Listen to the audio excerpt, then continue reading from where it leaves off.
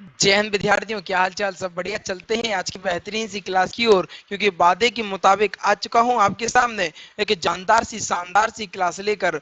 Botany का प्रारंभ होगा, और याद रखना, जिस चीज का प्रारंभ हम करते हैं उसको जब तक उसका निचोड़ आपको ना दे दें तब तक उसका अंत हम नहीं करते हैं। तो चिंता मत करना, इतना बेहतरीन इतना बेस्ट कंटेंट आपको देखने को मिलेगा जिससे कि आपके जीवन में कष्ट उत्पन्न नहीं होगा। ठीक है, चिंता नहीं करना। बस चिंता करोगे तो बस फिर कहानी गड़बड़ हो जाएगी। अपने ऊपर विश्वास रखो, कॉन्फिडेंस रखो, बकाया सब छोड़ दो। आपको बता रहा हूं, अपना कर्म करते जाओ, फल की चिंता मत करो, क्योंकि श्री कृष्ण ने साफ कहा है कि बस कर्म तुम्हारा कल होगा, और कर्म अगर सच्चाई है तो कर्म कहाँ निष्फल होगा, और हर एक संकट का हल होगा वो आज नहीं तो कल होगा। ये चंद शब्दों की जानदार से शानदार से शब्दों के साथ क्लास करते हैं स्टार्ट।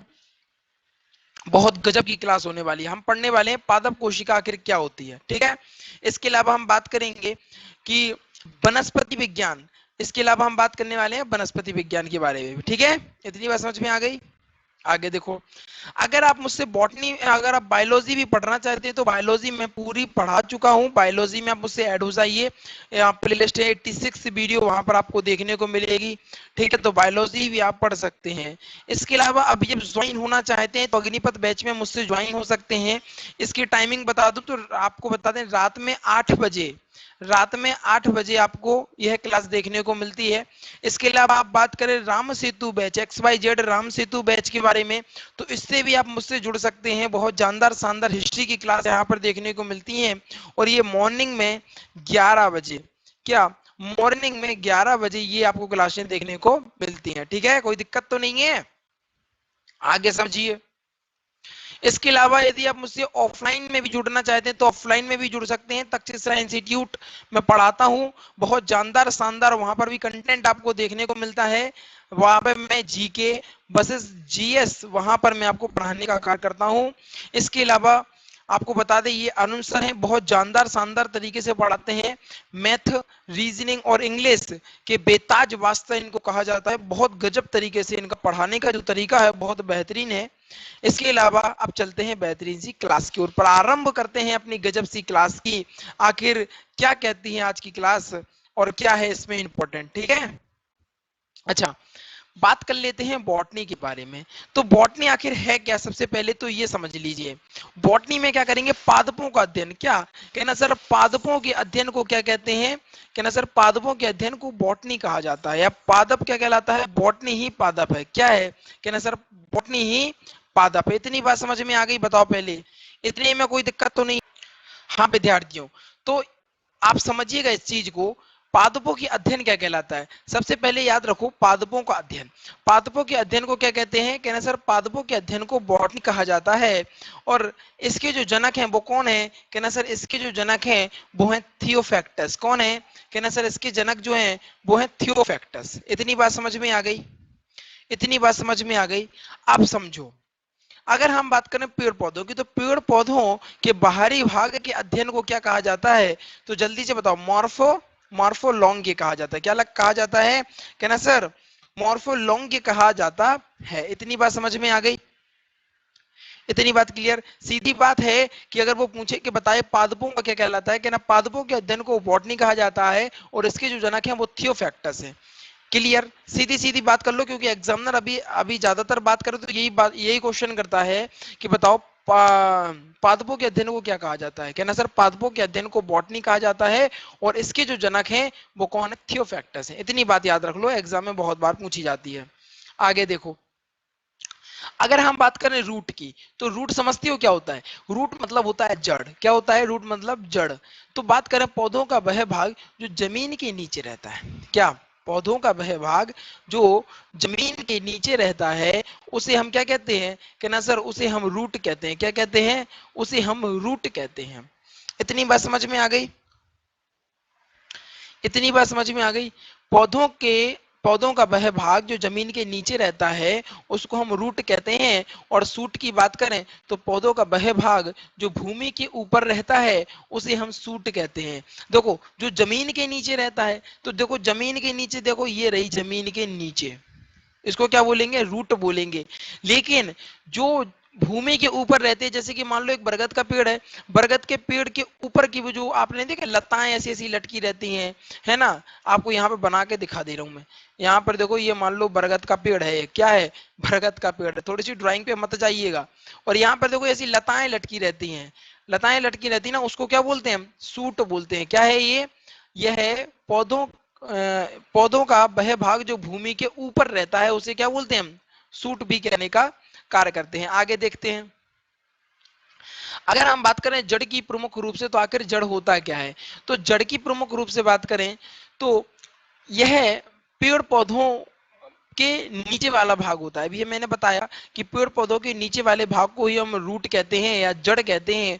और इसका इसका जो विकास होता है वो रेडिकल्स होता है। क्या होता है, रेडिकल्स या मुकुरर, क्या, ठीक है, रेडिकल्स होता है। इसमें क्लोरोफिल नहीं पाया जाता है। नोटिस योर पॉइंट विद्यार्थियों, वो कह रहा है इसमें क्लोरोफिल नहीं पाया जाता है।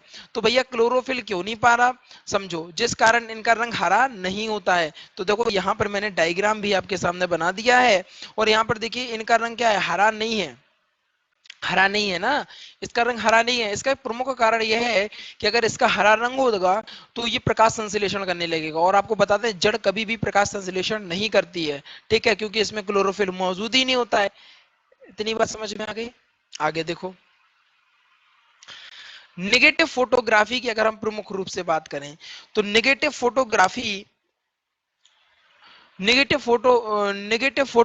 क्या होती है, कहना सर, नेगेटिव फोटोग्राफी होती है जबकि पॉजिटिव जियोग्राफी होती है। क्या होती है, जियोट्रॉफ।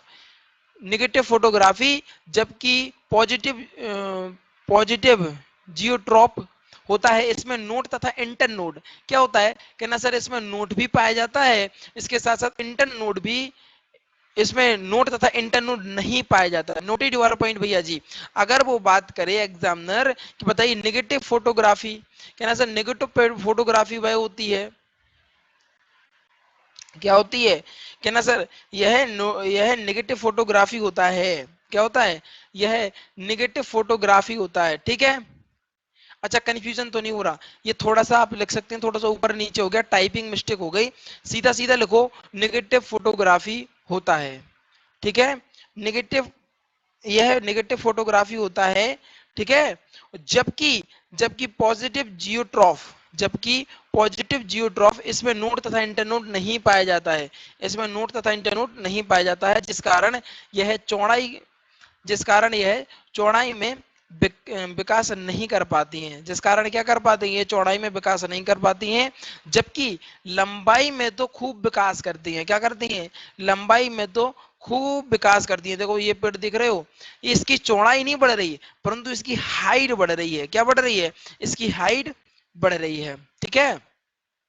आगे देखो, अगर हम बात करें मूल रूप की, क्या, अगर बात करें रूट हेयर की बात करें तो क्या होता है, ये समझो, यह जड़ से निकलने वाला एक पतला रेशा होता है। क्या होता है, एक जड़ से निकलने वाला एक पतला रेशा होता है।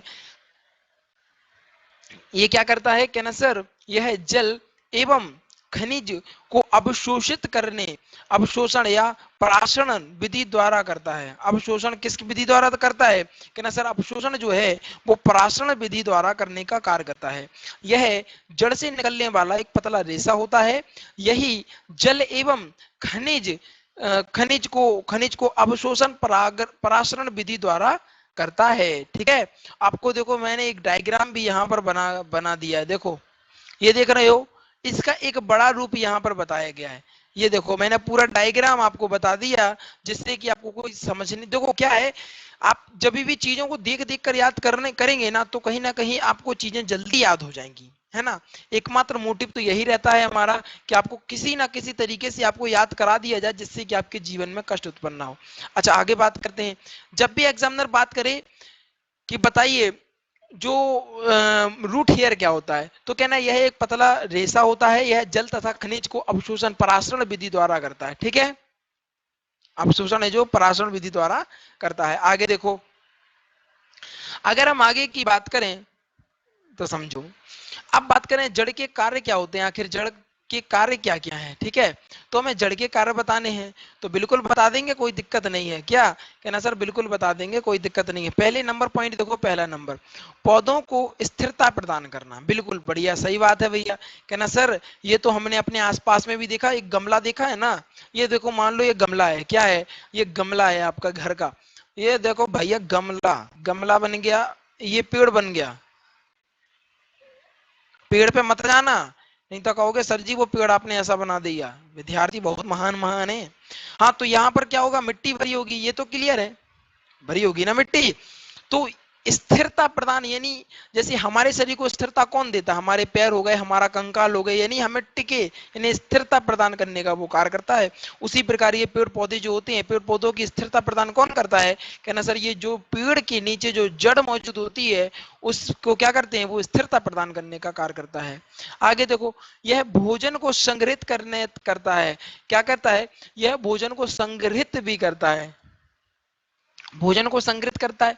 हाँ भैया, ये भोजन को भी संग्रहित करने का भी कार्य करता है। आगे देखो, अगर वो पूछे रूट कैप, तो रूट कैप क्या होता है, रूट कैप समझो, यह जमीन के अंदर खोदने का कार्य करता है। क्या करता है, जमीन के अंदर खोदने का कार्य करता है। जैसे कि मान लो कोई पेड़ है, वो अंदर गहराई में जाने के लिए क्या करेगा, रूट कैप क्या करेगी, अंदर गड्ढा करती जाएगी, यानी अंदर खोदती रहेगी, अंदर खोद के जाकर अंदर की ओर जड़ स्थिर होगी, ठीक है। तो ये देखो, मैंने आपको इसका चित्र यानी डायग्राम भी मैंने बना दिया है।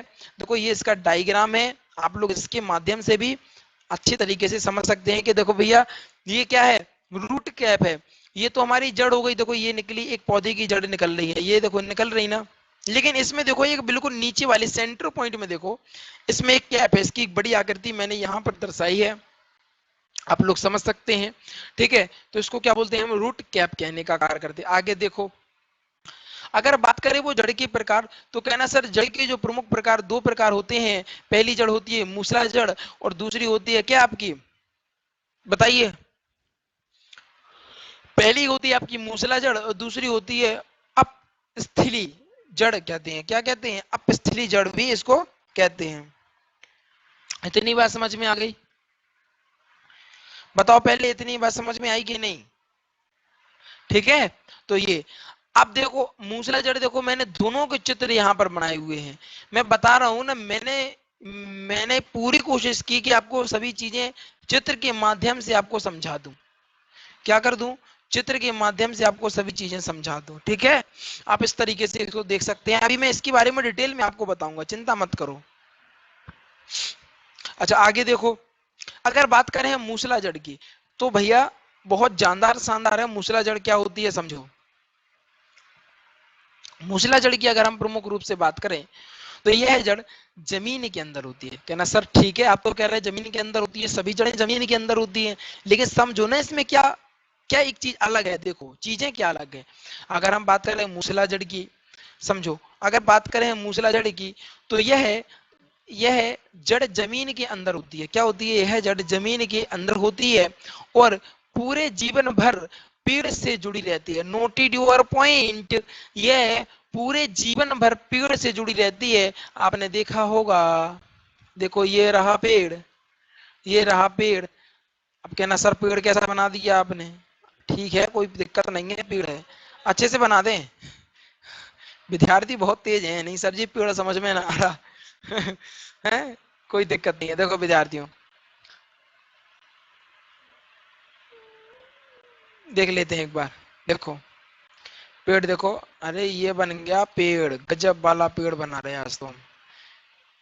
ये बन गया पेड़, समझो। इसकी जो विद्यार्थियों ये जड़ें होंगी ना, ये देखो मैं जड़ें बना रहा हूँ एक टाइप से, देखो इसकी जो जड़ें हैं ना, इसकी जो जड़ें दिख रही है ना, ये इससे जुड़ी हुई हैं, और इसके जीवन भर ये जुड़ी रहेंगी। क्या रहेंगी, इसके जीवन भर जुड़ी रहेंगी। देखो ये डायग्राम देखो, ये डायग्राम देखो, ये डायग्राम देखो, इसकी ये जीवन भर इसकी जड़ें क्या रहेंगी, ये जुड़ी रहेंगी। क्या रहेंगी, इसकी जड़ें ये ना है, ये जुड़ी रहेंगी पूरे जीवन भर। इसकी जो जड़ें क्या होंगी, जुड़ी रहेंगी। तो समझो यह जमीन के अंदर होता है, यह पूरे जीवन भर पेड़ से ही जुड़ा रहता है, और इसको अगर काट दिया जाता है, तो कुछ समय पश्चात ही क्या हो जाता है, पेड़ जो होते हैं वो सूख जाते हैं। या पेड़ गिर जाते हैं, ये सारी चीजें हो जाती हैं। एग्जाम्पल के तौर पर आपके सामने आम का पेड़ हो गया, नीम का पेड़ हो गया, गाजर का पेड़ हो गया, सलजम हो गया, चुकंदर हो गया। ये क्या है, प्रमुख रूप से आप तो प्रमुख रूप से बात कर सकते हैं, आम का हो गया, नीम का हो गया, ये प्रमुख रूप से बात करें। आप सोचिए, आखिर आपने देखा होगा अगर जो आम के पेड़ की जड़ें आप नीचे से काट दोगे तो ये स्वाभाविक है कि वो गिर ही जाएगा।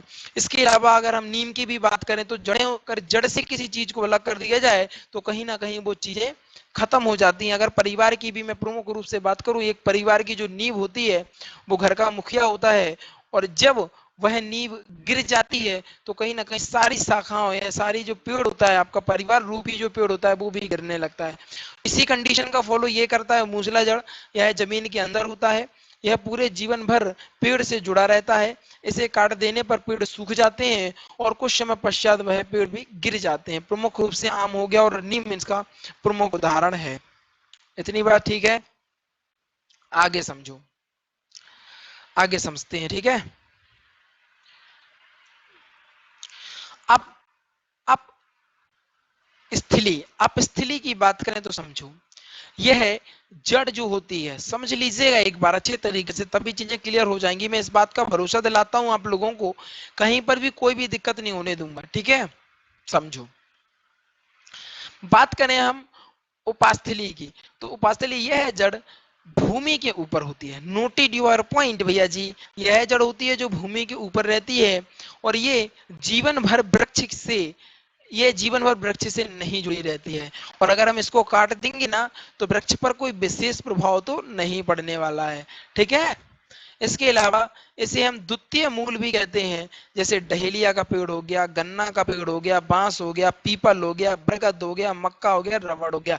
इन पेड़ों को आपने देखा होगा अपने जीवन में, प्रमुख रूप से बात करें तो इन पेड़ों को जैसे आपने अपने जीवन में देखा होगा प्रमुख रूप से, तो आपने देखा होगा ये पेड़ के नीचे की लताएं लटकी रहती हैं। क्या लटकी रहती हैं, पेड़ के नीचे लताएं लटकी रहती हैं, और अगर हम उन लताओं को काट देते हैं, क्या उन लताओं को समझ ना रहे हो, देखो ये देखो डायग्राम देखो, ये लताएं लगी है ना, ये देखो ये लटक रही हैं लताएं, अगर हम इनको काट भी देंगे तो जो पेड़ है उस पर कोई विशेष प्रभाव पड़ने वाला नहीं है। आ रही बात समझ में, उस पर कोई विशेष प्रभाव नहीं पड़ेगा, इस बात की मैं गारंटी देता हूं आपको, ठीक है। गारंटी क्या देता हूं भैया, ऐसा होता ही है, गारंटी की क्या आवश्यकता है। अब तो ऐसी बात हो गई कि नहीं, आसमान ऊंचा है तो है, अब इसकी कहा गारंटी देनी है, ठीक है। तो ये बात समझ में आ गई आपको। जो आपको बता दें, जिस जड़ को काटने पर पेड़ पर कोई विशेष प्रभाव नहीं पड़ता है उस जड़ को क्या कहते हैं, है ना सर, उस जड़ को क्या बोलते हैं, कहना सर उपस्थली जड़ कहते हैं। और इसका दूसरा नाम इसको द्वितीय मूलर भी कहा जाता है, द्वितीय मूल भी कहा जाता है। प्रमुख मैंने उदाहरण आपको बता दिए, डहेलिया हो गया, गन्ना हो गया, बांस हो गया, पीपल हो गया, बरगद हो गया, मक्का और रबड़। आगे बात करते हैं स्तंभ मूल जड़। स्तंभ मूल जड़ क्या होती, वैसी उपस्थली जड़ जो बिल्कुल सीधी रहती है। क्या रहती है, बिल्कुल सीधी रहती है। क्या रहती है, बिल्कुल सीधी रहती है।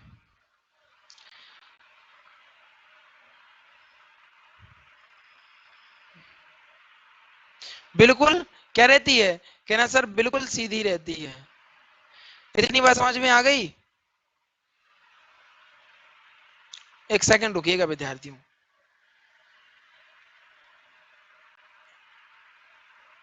जे यार ये थोड़ा सा क्या है, पेन की सेटिंग डिस्टर्ब हो गई, ऑफ ही कर दूंगा मैं इस सेटिंग को, टेंशन ही खत्म। एक मिनट रुकना, अपने आप ही वर्क कर रही है।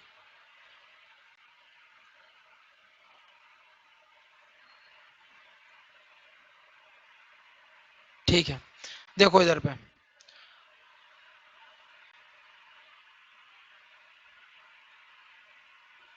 देखो अगर बात करें हम स्तंभ मूल जड़ की, क्या बात करें कि ना सर स्तंभ मूल जड़ की, तो समझो स्तंभ मूल क्या होता है, वैसी उपस्थली जड़ जो बिल्कुल सीधी रहती है उसे हम स्तंभ मूल कहते हैं। उदाहरण देख रहे हो, देखो कितने गजब तरीके से बिल्कुल सीधी, देखो बिल्कुल सीधी, सीधी खड़ी है कि नहीं, है कि नहीं बताओ, बताओ है ना, बिल्कुल सीधी है ना। तो इसको क्या बोलते हैं, स्तंभ मूल कहते हैं। क्या बोलते हैं इसको, कहना सर इसको स्तंभ मूल कहते हैं। वैसी उपस्थली जड़ जो बिल्कुल सीधी रहती है, क्या रहती है, बिल्कुल सीधी रहती है, उसे हम बोलते हैं स्तंभ मूल कहते हैं। ठीक है, आगे देखते हैं। अगर बात करें अस्तंभ, तो अस्तंभ के बारे में जान सकते हैं। अब अस्तंभ आखिर क्या होता है। स्तंभ, अस्तंभ देखो, वैसी उपास्थली, क्या वैसी अपस्थली जड़ जो सीधा ना होकर तिरछा रहती है, उसको अस्तंभली कहते हैं। अब तो अस्तंभ सीधी सी बात हो गई। जो स्तंभ मतलब स्तंभ कैसा रहता, सीधा रहता, तो स्तंभ मूल हो गया। और अस्तंभ मतलब जो सीधा ना हो, उसको अस्तंभ मूल जड़ कहते हैं। सीधा सीधा है। देखो कुछ चीजों को आपको अपने जीवन, दैनिक जीवन से उदाहरण लेनी चाहिए, जिससे कि चीजें क्लियर हो जाएं। तो ये देखो प्रमुख रूप से एक हो गया गन्ना, हो गया बांस, हो गया और मक्का हो गया। ठीक है, इतनी बात समझ में आ गई। स्तंभ समझ में आ गया, स्तंभ मूल जड़ समझ में आ गई, दोनों चीजें समझ में आ गई ना। आगे देखो, अगर बात करें हम आरोही मूल, आरोही मूल की बात करें तो वैसी जड़ जो कि पौधों को आगे बढ़ने में मदद करते हैं। वैसी जड़ें जो पौधों को आगे बढ़ने में मदद करती हैं और पौधों की ऊंचाई पर चढ़ जाती हैं, या दूसरे पौधों की ऊंचाई पर चढ़ जाती हैं या चढ़ने देती हैं, उसे क्या कहते हैं, आरोही मूल कहते हैं। आरोही मूल कहते हैं। जैसे कि आपका सामने होगा पान का पत्ता, मनी प्लांट का पत्ता, क्या हो गया, एक पान का पेड़ तो है ही प्रमुख रूप से, इसके अलावा मनी प्लांट का पेड़ पौधा हो गया। तो ये देख रहे हो, आपने देखा होगा मनी प्लांट का जो पौधा होता है, वो आप पर देखा होगा, उसके बीच में एक डंडी लगा देते हैं गमले के बीच में, और ऐसे ऐसे उसमें लिपटता जाता है, ऊपर चढ़ते जाते हैं। या फिर किसी किसी और भी आपको बता दें, किसी और पेड़ के ऊपर चढ़ता जाता है, ऐसे ऐसे घूम जाता है। देखो यहाँ पर मैंने चित्र के माध्यम से आपको बताने का प्रयास किया। देखो यहाँ पर देखो, ये देखो एक डायग्राम, दो डायग्राम, तीन डायग्राम और चार डायग्राम। किसी ना किसी तरीके से आपको समझ में आ जाए, प्रयास यही रहता है कि आपको समझ में आना चाहिए, बकाया तो सब ठीक है। ठीक, बात क्लियर। आगे देखो, अगर बात करें अधिपाद मूल, अधिपाद क्या होता है, अधिपाद मूल क्या होता है समझो। बेसी मूल जो कि किसी दूसरे पौधे पर होती है, बेसी मूल जो किसी दूसरे पौधे पर होती है, उसे हम क्या बोलते हैं, अधिपाद कहते हैं। क्या बोलते हैं, अधिपाद कहते हैं। यह भूमि के अंदर नहीं होती है। ये नोटेड योर पॉइंट भैया जी, ये भूमि के अंदर नहीं हो रही। क्या कहना सर, ये भूमि के अंदर नहीं होती है, ये भूमि के अंदर नहीं होती है। यह वायु से ही नमी को ग्रहण कर लेती है। क्या कर लेती है, यह वायु से ही नमी को ग्रहण कर लेती है, नमी को ग्रहण कर लेती है। और नमी ग्रहण करने के लिए इसमें क्या होता है, कहना सर बेलामेन ऊतक पाए जाते हैं। इसमें क्या पाए जाते हैं, कहना सर बेलामेन ऊतक पाए जाते हैं, जिससे ये वायु में ही रहते हैं। उन्हें हम वायुवीय मूल भी कहते हैं। Example orchid. बात समझ में आ गई, समझो, फिर से समझ लो। अगर बात करें बेसी मूल, बेसी मूल जो किसी दूसरे पौधे पर होते हैं और उसे अधिपाद कहते हैं, यह भूमि के अंदर नहीं होते हैं, यह भूमि के अंदर नहीं होते हैं, और यह वायु में ही नमी ग्रहण कर लेते हैं। इन्हीं नमी ग्रहण करने के लिए इसमें बेला मेन ऊतक पाया जाता है। कौन सा ऊतक, बेला बेला मेन ऊतक पाए जाते हैं, जो कि वायु में रहते हैं और उनको वायु में रहने में मदद करते हैं। ठीक है, एग्जाम्पल के आर्किड मैंने एग्जाम्पल बताया। दुनिया का सबसे छोटा बीज है, वो कौन सा है, बोलो जल्दी से, दुनिया का सबसे छोटा बीज कौन सा है, कहना सर यही है। ठीक है, कोई दिक्कत नहीं है भैया, आ जाएंगी चीजें, समझ में आ जाएंगी, समझो। देखो मैंने यहाँ पर कुछ एग्जाम्पल आपको समझाने का प्रयास किया। देखो चित्र के माध्यम से आपको बताने का प्रयास कर रहा हूं। ये ये इसका संबंध देखो रहे हो, जमीन से नहीं है। इसका जो संबंध है वो जमीन से नहीं है, ये किसी दूसरे पेड़ पर उग गया या किसी दूसरे पौधे पर उग गया। ठीक है, आगे देखते हैं, आगे समझो। परजीवी मूल क्या होता है, परजीवी मूल क्या होता, समझो। अगर हम बात करें आगे परजीवी मूल की, तो वैसा मूल जो दूसरे पौधे, वैसा मूल जो दूसरे पौधे पर निर्भर रहता है, उसे हम परजीवी मूल कहते हैं। अब कहना सर दूसरे पौधे पर निर्भर, हाँ भैया, दूसरे पौधे पर निर्भर रहता है जो, विद्यार्थियों। तो समझिए इस बात को। अगर बात करें हम परजीवी मूल के बारे में, तो परजीवी मूल क्या होते हैं? वैसे मूल जो दूसरे पौधों पर निर्भर करते हैं। क्या? वैसे मूल जो दूसरे पौधों पर निर्भर कर, उसे हम परजीवी मूल कहते हैं। क्या कहते हैं भैया जी? उसे हम, कहना सर, उसे हम परजीवी मूल कहते हैं।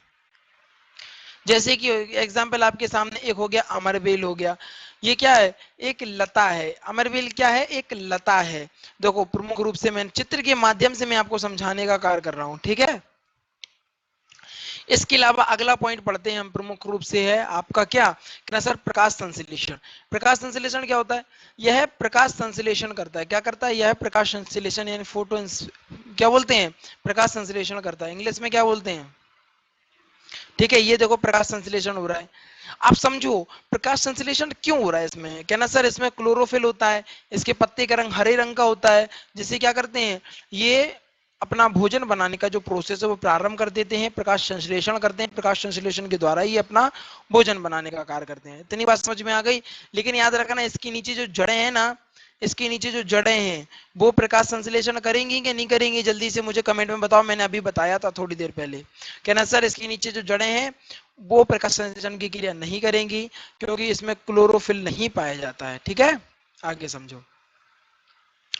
अगर बात करें हम मूल ताप की, तो मूल ताप क्या होता है समझो।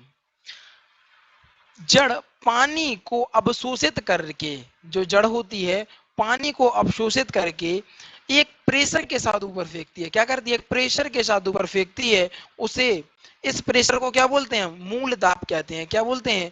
मूल दाब या रूट प्रेशर कहते हैं। क्या बोलते हैं? रूट प्रेशर, प्रेशर कहते हैं।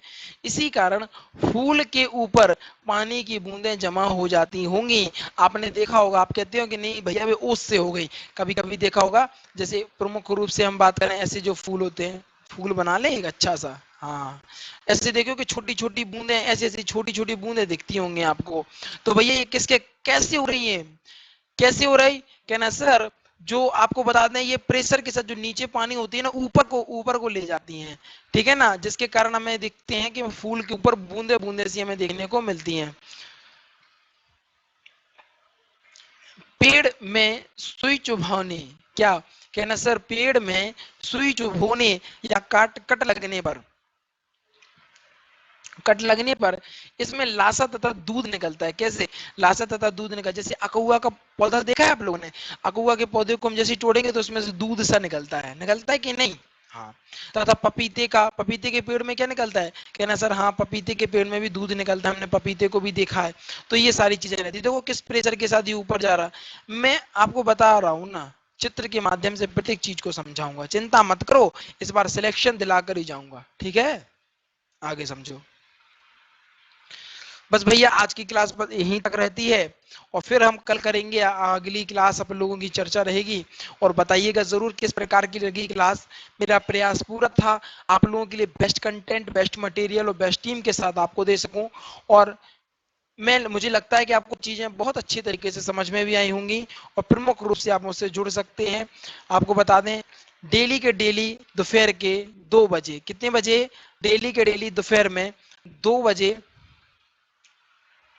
कितने बजे भैया? डेली के डेली दोपहर के 2 बजे आप हमसे मिल सकते हैं अपने फ्यूचर एकेडमी XYZ चैनल पर। वहां पर आपको डेली के डेली बॉटनी की क्लास दोपहर के 2 बजे देखने को मिलती है। और दोपहर के 2 बजे से आप फ्री रहते हैं, है ना। और आप सोने वाले तो विद्यार्थी हो क्यों नहीं? अगर आप सोने अभी अभी सोचते हो कि नहीं दोपहर में हम सो लें, अन्यथा आप अपनी पढ़ाई में क्या सीरियस नहीं हो। ठीक है, बात समझ में आ गई? आगे और देखो, ठीक है।